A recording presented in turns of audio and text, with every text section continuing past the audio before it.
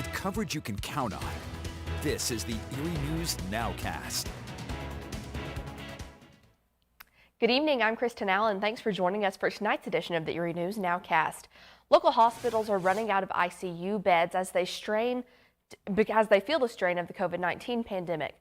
According to latest state data, there are no available ICU beds or surgical beds in Warren County.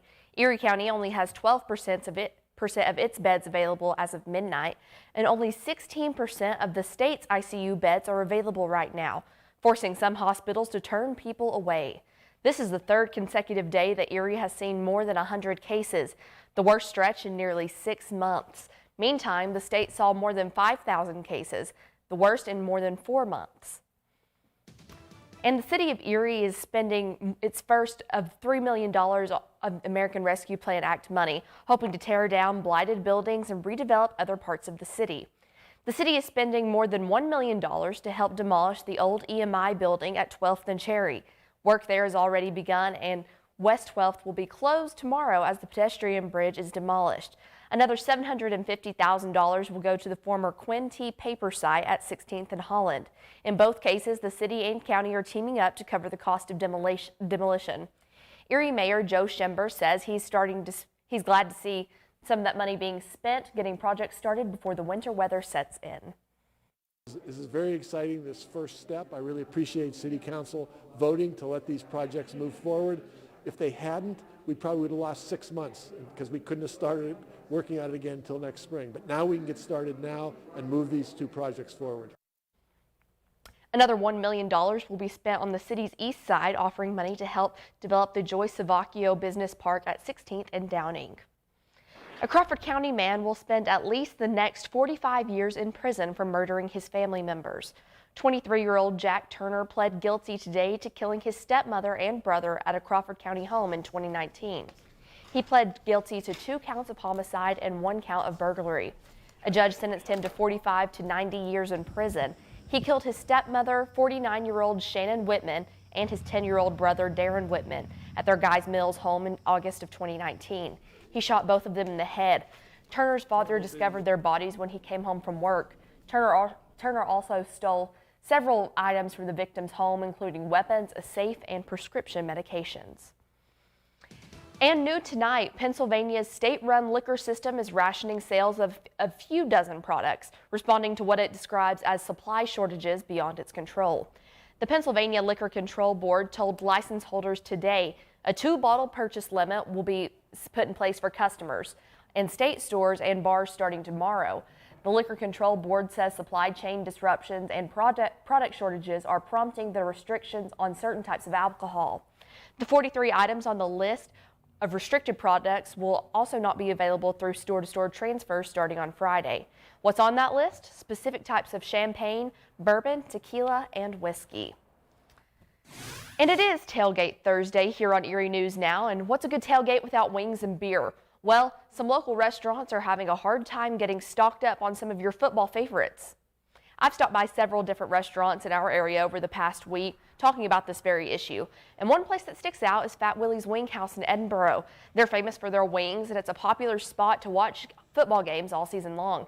They tell me getting everything from wings to hoagie buns to even styrofoam containers has proven difficult.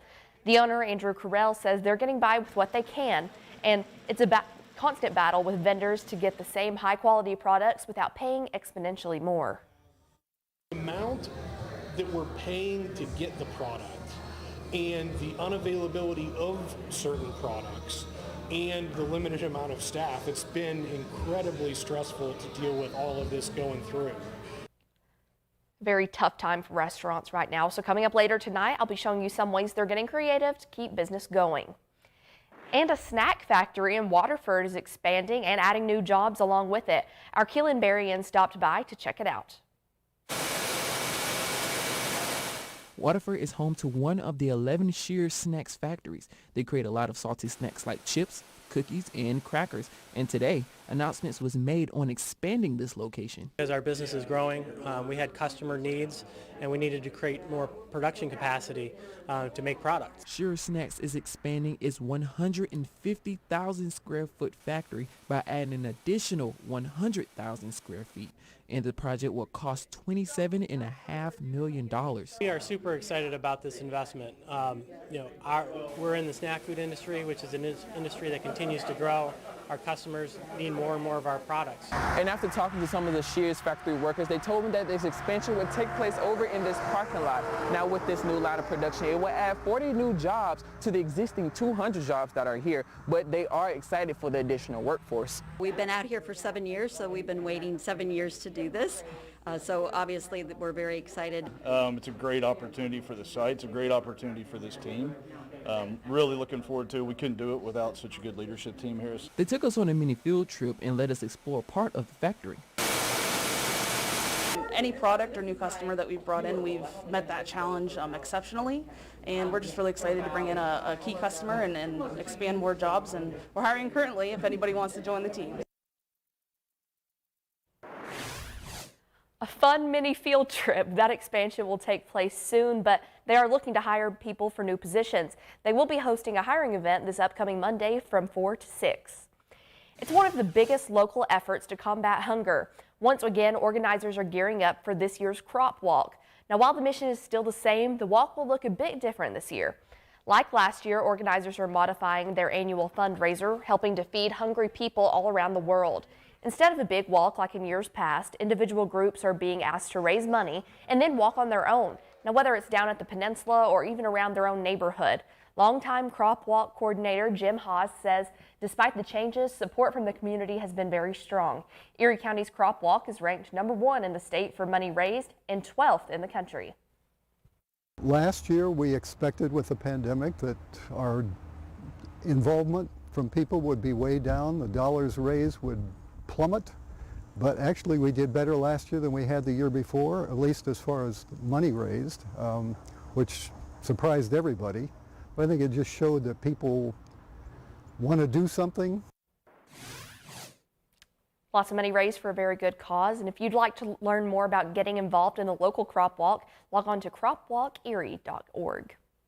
And families in Crawford County now have a new option for childcare. Today, the Meadville YMCA announced the grand opening of the new Linesville Child Care Facility. It's located on South Mercer Street. The Early Learning Center will offer before and after school services to children 1 through 6th grade. The nonprofit can provide services to up to 30 children. According to the Meadville Y, the pandemic caused some issues and delays, but thanks to donations from several of the organization's partners, they were able to finish the project. We really feel like it's going to be a big community impact here in Linesville, being able to provide affordable, quality child care to obviously the community so they can go out and go to work and get their jobs done and feel confident and safe in the fact that their kids are being cared for and they're being taught the right things throughout the day and in our program. 7 families have already signed up. The facility will open up officially on Monday. Now to a big financial boost for Gannon University's IHAC program. Nearly $1.5 million in federal money will be put towards improving cyber intelligence and data systems in our area. The money comes through the Appalachian Regional Commission, and it's meant to improve connectivity in rural and underserved areas. The commission works to help economies in industrial areas that are still recovering from job losses. Gannon's grant is part of $8 million awarded to Northwest and North Central Pennsylvania. That'll do it for this edition of the Erie News Nowcast. Thanks for joining us. Join us for our next news at 10 p.m. on the CW and 11 p.m. on WICU and WSEE. Have a great night.